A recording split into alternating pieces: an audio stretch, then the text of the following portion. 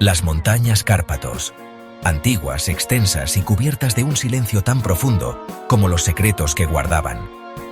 Estas montañas han sido testigos de innumerables historias, algunas olvidadas por el tiempo, otras susurradas de generación en generación.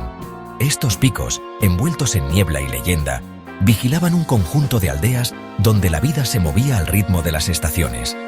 Los aldeanos vivían en armonía con la naturaleza, respetando y temiendo a la vez los misterios que las montañas escondían. Generaciones vivieron y murieron bajo la atenta mirada de las montañas, sus historias tejidas en la tela de la tierra. Cada familia tenía sus propias leyendas, sus propios relatos de encuentros con lo inexplicable. Pero en estos rincones remotos del mundo, la realidad a menudo se entrelazaba con la superstición. Las historias de criaturas y espíritus eran tan comunes como las de cosechas y festivales. La línea entre la verdad y el folclore se difuminaba, especialmente frente a lo desconocido. Los aldeanos sabían que había cosas que no podían explicar, y eso les llenaba de un respeto reverencial. Los aldeanos, unidos a la tierra y sus ritmos, se aferraban a antiguas creencias. Estas creencias no solo les daban consuelo, sino que también les ofrecían una forma de entender el mundo que les rodeaba. Estas no eran meras historias, sino advertencias susurradas de abuelo a nieto. Eran lecciones de vida, consejos para sobrevivir en un mundo lleno de peligros visibles e invisibles. Cada sombra contenía una amenaza potencial, cada crujido en la noche una promesa susurrada de algo siniestro. Los aldeanos vivían con un ojo siempre abierto, atentos a los signos de lo sobrenatural. Entre los susurros más temidos estaba el vampiro. Esta criatura de la noche era el epítome de sus miedos, una figura que encarnaba la oscuridad y el peligro. Una criatura de la oscuridad se alimentaba de los vivos, drenándolos de vida y dejando solo miedo y tristeza. Su presencia era una constante amenaza, un recordatorio de que el mal podía estar siempre al acecho. Las montañas Cárpatos poseían una mística innegable. Sus imponentes picos y valles escondían secretos que solo los más valientes se atrevían a explorar. Sus imponentes picos parecían perforar los cielos, proyectando largas sombras sobre las aldeas aisladas de abajo. Estas sombras eran tanto físicas como metafóricas, recordatorios de los misterios y peligros que acechaban. La gente, endurecida por el terreno implacable, estaba profundamente en sintonía con el mundo natural. Sabían leer las señales de la tierra y el cielo, y usaban ese conocimiento para sobrevivir. Entendían el lenguaje del viento, las advertencias susurradas por las hojas crujientes. Cada sonido, cada movimiento en la naturaleza tenía un significado, una advertencia o un presagio, pero había fuerzas, antiguas e invisibles, que acechaban en las sombras.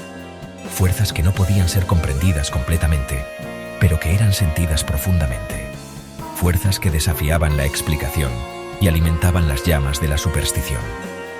Estas fuerzas eran parte integral de la vida en las montañas, un recordatorio constante de que el mundo es un lugar misterioso y a menudo peligroso. Istvan Nagy era un granjero, su vida tan normal como el paso de las estaciones. Cada día, al amanecer, se levantaba con el sol y trabajaba la tierra con sus propias manos, sintiendo el suelo bajo sus pies y el viento en su rostro. Vivía una vida sencilla, trabajando en su pequeña parcela de tierra, indistinguible de sus compañeros aldeanos. Su rutina era una danza constante con la naturaleza, una sinfonía de esfuerzo y recompensa. Era un hombre de pocas palabras, conocido por su comportamiento tranquilo y su dedicación inquebrantable a su trabajo. Su presencia era una constante en el campo, un pilar de fuerza y estabilidad. Se casó con una chica local, y juntos formaron una familia, sus risas resonando por los campos. Sus hijos crecieron rodeados de amor y trabajo duro, aprendiendo los valores de la tierra. La vida, aunque dura, tenía una belleza simple. Los días se llenaban de trabajo, pero también de momentos de paz y satisfacción, de cosechas abundantes y cielos despejados. Entonces, de repente, Istvan enfermó. Lo que comenzó como una ligera molestia, pronto se convirtió en algo mucho más grave. Su cuerpo fuerte se marchitó, su piel palideció y una tos persistente atormentaba su cuerpo. Cada día, su condición empeoraba y la preocupación crecía entre sus seres queridos. El curandero del pueblo, experto en remedios herbales, no pudo ofrecerle ninguna cura. A pesar de sus mejores esfuerzos, las hierbas y pociones no lograron detener el avance de la enfermedad. El declive de Istvan fue rápido y despiadado. Su vida se desvanecía con cada día que pasaba.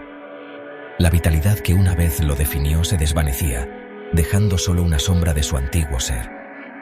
Los susurros circulaban. Voces apagadas hablaban de maldiciones y fuerzas invisibles. La gente buscaba explicaciones en lo sobrenatural, tratando de entender lo incomprensible. El miedo, un compañero constante en las montañas, comenzó a arraigarse. Las sombras parecían más largas y el aire más pesado con cada día que pasaba. La muerte de Istvan arrojó un manto de tristeza sobre el pueblo. La comunidad, unida en su dolor, se reunió para despedir a uno de los suyos. Su esposa, desconsolada, se aferraba a sus hijos.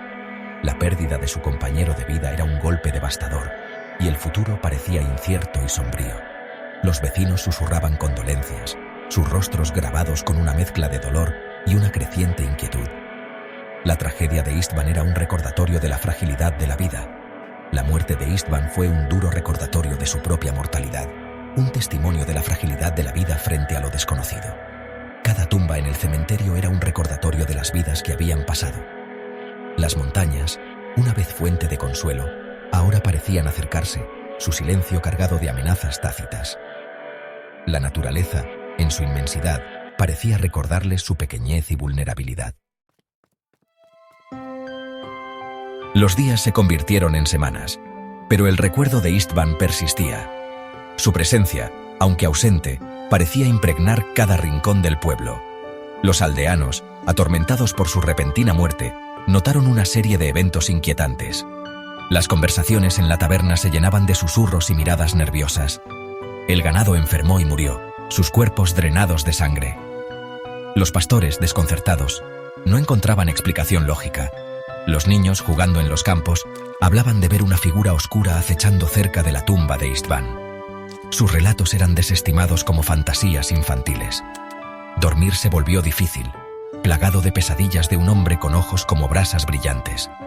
Los sueños se convertían en terrores nocturnos. El miedo, como un contagio, se extendió por el pueblo. Las conversaciones se tornaron en susurros, y las miradas se llenaron de sospecha. Los susurros de vampiros, una vez descartados como cuentos de viejas, adquirieron una urgencia escalofriante. Las leyendas cobraban vida en la mente de los aldeanos.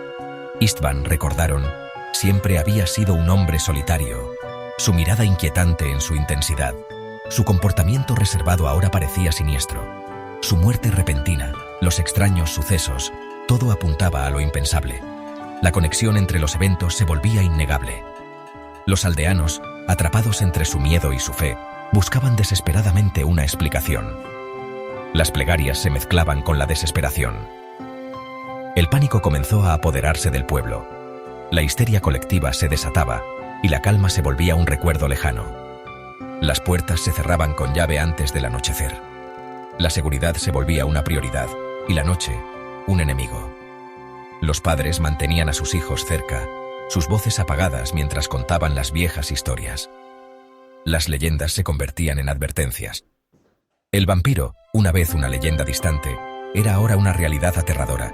Su presencia se sentía en cada sombra, en cada ráfaga de viento. La oscuridad se volvía tangible.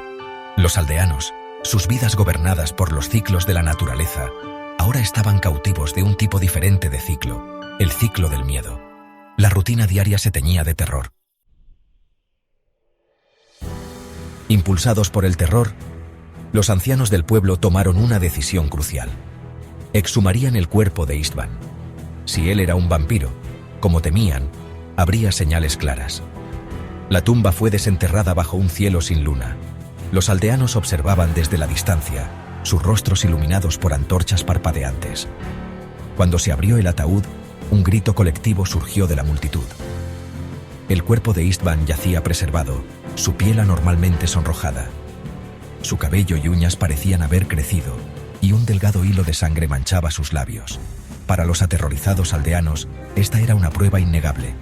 Istvan Nagy, el granjero tranquilo, era un vampiro, susurraban. sus peores pesadillas se habían hecho realidad. La visión del cuerpo preservado de Istvan envió una onda de terror a través de la multitud. Los susurros se convirtieron en gritos, y algunos aldeanos se dieron la vuelta y huyeron, incapaces de soportar la horrible confirmación de sus temores. Los ancianos, con rostros sombríos, sabían que tenían que actuar con rapidez. Los rituales, transmitidos de generación en generación, tenían que ser realizados. La seguridad del pueblo, las mismas almas de sus habitantes, dependían de ello.